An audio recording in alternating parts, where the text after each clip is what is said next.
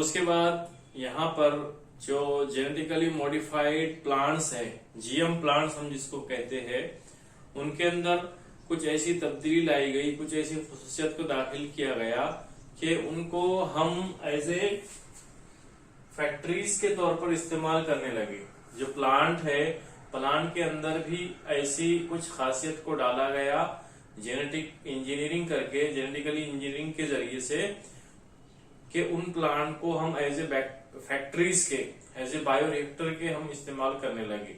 कुछ प्लांट ऐसे होते हैं जिनके अंदर जो वैक्सीन हम बैरूनी तौर से लेते हैं, दवाओं के जरिए से, इंजेक्शन के जरिए से, तो उस वैक्सीन को ही हमने प्लांट के अंदर दाखिल किए, मुख्तलिफ जो है तो जीन को शामिल करते हुए, और उस वैक्सीन को हम कहते हैं एडिबल वैक्सीन।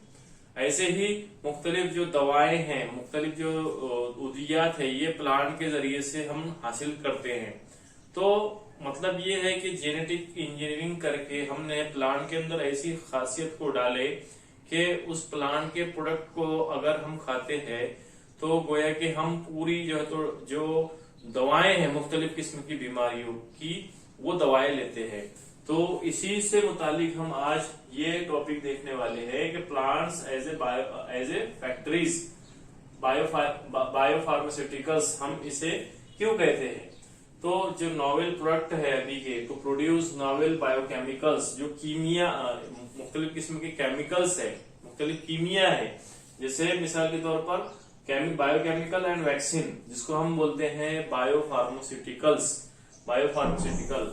तो इसके यहाँ पे प्लांट को हम कहेंगे बायोरिएक्टर। बायोरिएक्टर जिस तरह से एक रिएक्टर होता है जिसके अंदर मुख्तलिफ चीजें बनाई जाती है कीमियाई तौर पर, जैसे मिसाल के तौर पर कोई हम टैबलेट बनाते हैं या दवा बनाते हैं, तो उसका एक रिएक्टर होता है जिसके अंदर मुख्तलिफ किस्म के इंग्रेडिएंट डाले जाते हैं। उन इंग्रेडिएंट को कंबाइन करके, डिसॉल्व करके, और एक टैबलेट फॉर्म में हमारे सामने आती है, और उसको हम एज ए मेडिसिन के इस्तेमाल करते हैं मुख्तलिफ बीमारियों का इलाज करने के लिए।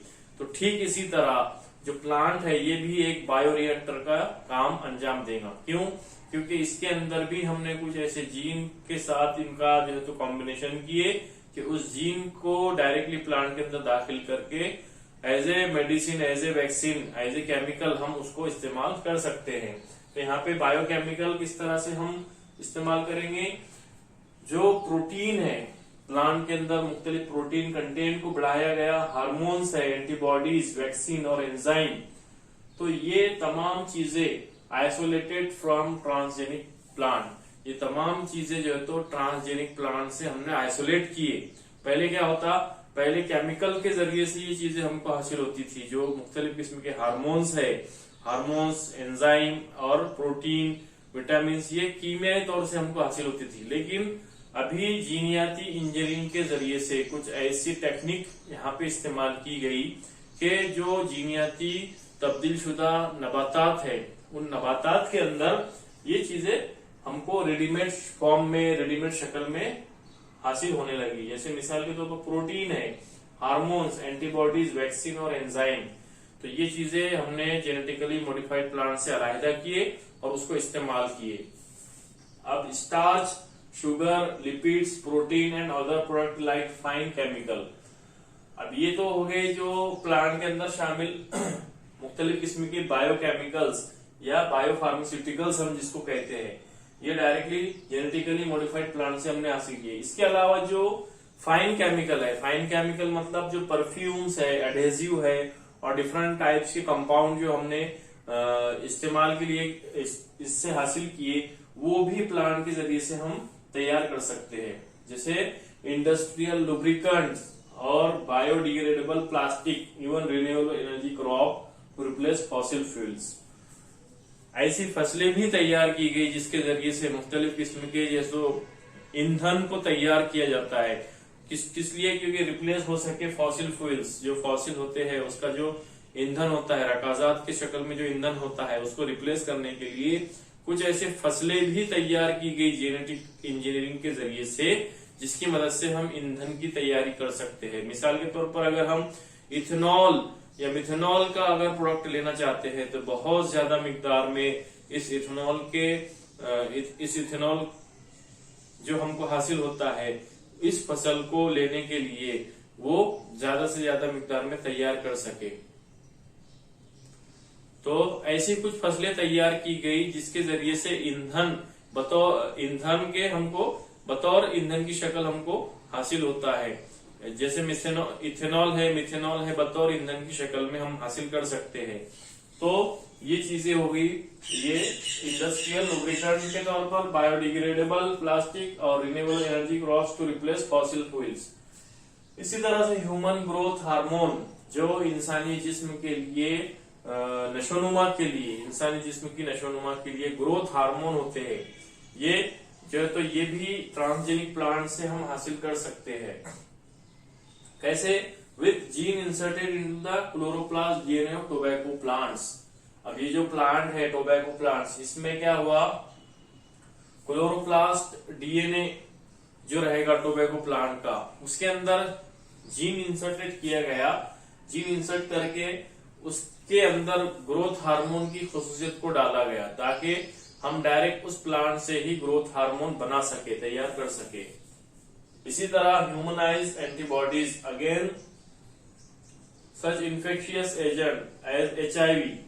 अब जो HIV वायरस है इसके खिलाफ में मुदाफियत करने के लिए ह्यूमनाइज्ड एंटीबॉडीज तैयार किया गया, ह्यूमनाइज्ड एंटीबॉडीज अगेंस्ट HIV। इसी तरह RSV respiratory syncytial virus RSV और herbs simplex virus HSV cold सोर जो रीजन होता था जिसके जरिए से, तो ये तमाम इन्फेक्शियस वायरस होते हैं। इनसे मुदाफियत के लिए ह्यूमनाइज जो है तो क्या किया गया, एंटीबॉडीज तैयार किए गए मुख्तलिफ, और इनसे मुदाफियत हासिल की गई। इसी तरह प्रोटीन एंटीजीन इन वैक्सीन, एग्जाम्पल है इसकी पेशेंट स्पेसिफिक एंटी लिम्फोमास जिसको हम कहते हैं cancer, are clone of malignant of beta cell of lymphomas express on their surface a unique antibody molecule. तो ये जो होता है एंटी लिम्फोमास, ये जो है तो कैंसर सेल होते हैं, इनकी मुदाफियत, इससे मुदाफियत के लिए जो पेशेंट स्पेसिफिक होते हैं इस टाइप के, उनके अंदर जो बीटा सेल लिम्फोमास है उनको एक्सप्रेस करने के लिए, उनकी सरफेस पे एंटीबॉडी एक्सप्रेस करने के लिए ये चीज जो है तो यहाँ पे की गई प्रोटीन एंटीजीन की। अब ये currently many novel product commercially exploited for their product such as, अभी फिलहाल फिलवक्त ऐसे कमर्शियली प्रोडक्ट तैयार किए गए हैं जिनकी मदद से हम काफी कुछ कर सकते हैं।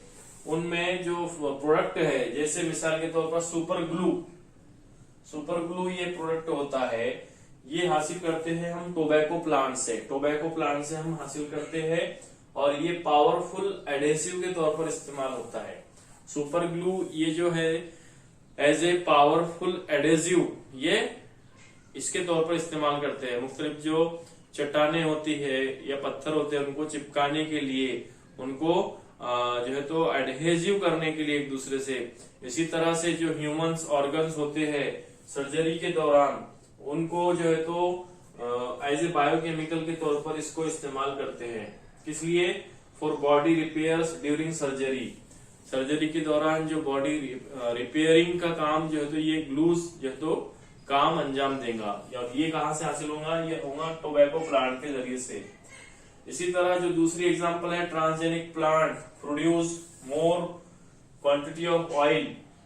इसमें जो है तो मराइन अलगी है, मराइन अलगी भी इसका जो प्रोडक्शन है ये भी ऑयल है जो ज्यादा से ज्यादा न्यूट्रिशनल वैल्यू की अहमियत रखता है। इसी तरह जो लीवर ऑयल होता है उसके मुताबिक उससे जो है तो मुशाबा, ये जो तो अलगी का और इसका जो है तो मराइन अलगी का ये प्रोडक्ट होता है।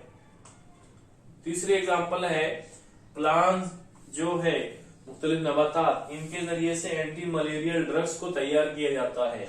उसके एग्जांपल है आर्टिमिसिनिन ये एंटी मलेरियल ड्रग्स है जो मुख्तलिफ नबातात से हम हासिल करते हैं। चौथी एग्जांपल है जेनेटिकली इंजीनियरिंग किया गया ओपियम पॉपी के अंदर, जो एक प्लांट है, एक पौधा है ओपियम पॉपी, इसके अंदर मुख्तलिफ जीनियाती टेक्निक को या जेनेटिकल इंजीनियरिंग इसके अंदर करके मोर पावरफुल पेन किलर को तैयार किया गया। ओपियम पॉपी एक प्लांट होता है जिसके अंदर हयाती टेक्निक का इस्तेमाल करके इसके जरिए से बहुत ज्यादा ताकतवर पेन किलर ड्रग्स को, पेन किलर दवाई को जो है तो बनाया गया।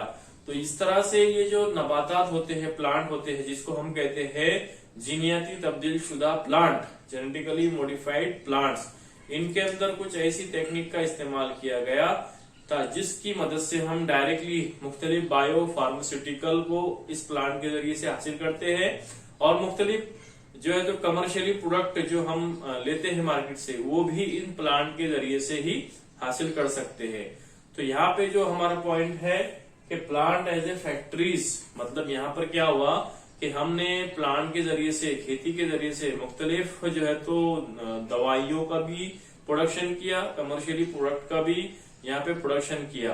तो यहाँ पर एज ए फैक्ट्रीज के तौर पर, एज ए बायो रिएक्टर के तौर पर प्लांट का इस्तेमाल किया जाता है। इसीलिए प्लांट को, नबातात को एज ए फैक्ट्रीज या फिर एज ए बायो फार्मास्यूटिकल्स का नाम दिया गया।